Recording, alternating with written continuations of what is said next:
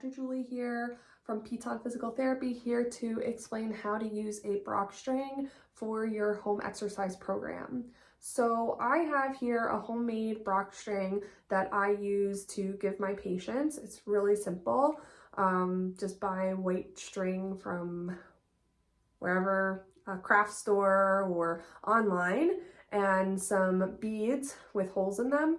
Again, craft store, online, any of those places sell them, and you can make it yourself.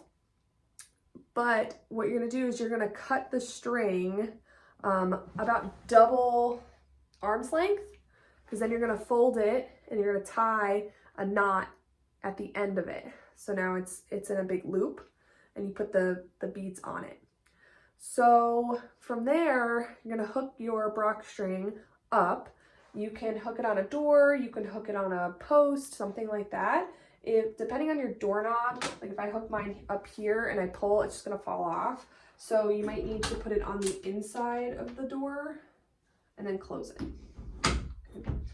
So before you actually start the exercise, it's important to take inventory of your symptoms. If your symptoms of dizziness, headache, nausea, any of those things, if they're really elevated, like from 0 to 10, where 0 is I feel pretty good, I'm functioning, I'm doing well, and 10 is I need to go lay down right now because everything is making me miserable.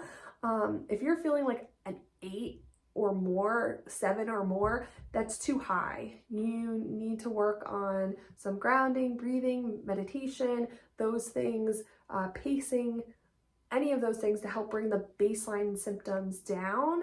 And that's how I work with my patients. That's how we start, is by working on bringing those baseline symptoms down, so that way exercises like this are more tolerable.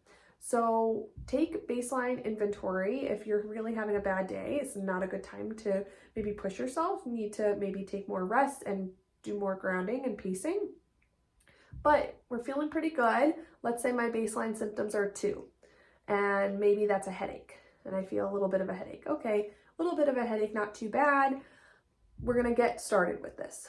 While we do this, we don't want our symptoms to increase more than 2 points. So just a mild increase in our symptoms, then we're gonna pause, let symptoms calm back down, okay?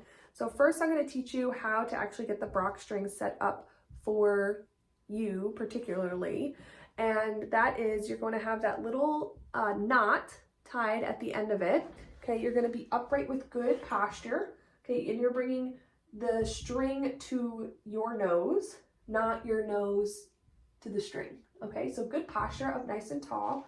To just get it set up, you're going to look at that first string, that first bead only. And is that first bead single or double? Okay, for me right now it's single. Okay, so I'm actually going to move that a little closer, and I'm just going to move the other ones kind of that same distance. Okay, let's say I look at that first bead. Oh, that first bead, no, that's double. Let's say it's double. Okay, well, let me back it off a little bit and bring those other ones just evenly spaced apart. Okay, all right, that pink one is now single. It's giving me a good challenge. All right, now you have your Brock string set up and you're ready to perform the exercise. So what I would recommend is setting yourself a timer for 1 minute, okay?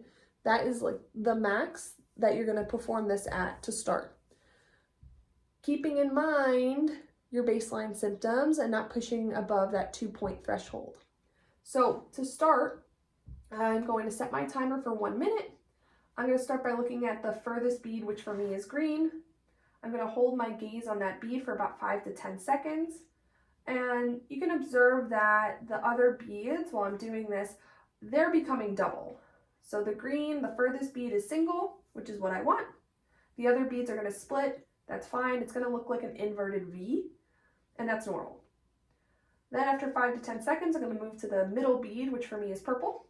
I'm going to hold my gaze there for, again, 5 to 10 seconds or so. And then I'm going to move to the closest bead, holding for 5 to 10 seconds.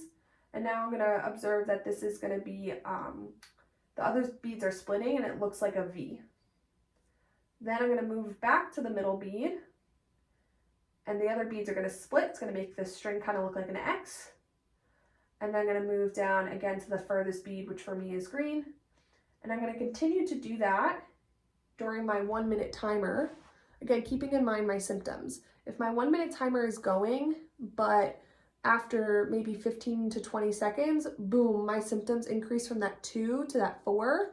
Okay, I'm going to take a little break. That's fine. Pause the timer, let symptoms calm back down, do your grounding, your breathing, your pacing. If you don't know what any of that is, then you need to work with your therapist. If it's me, it's things that we talk about very, very frequently throughout our sessions together, the importance of pacing and grounding to help manage symptoms for when we go to do exercises. So once your minute timer is done, you're done. You might need to ground or pace at the end to keep symptoms at their baseline.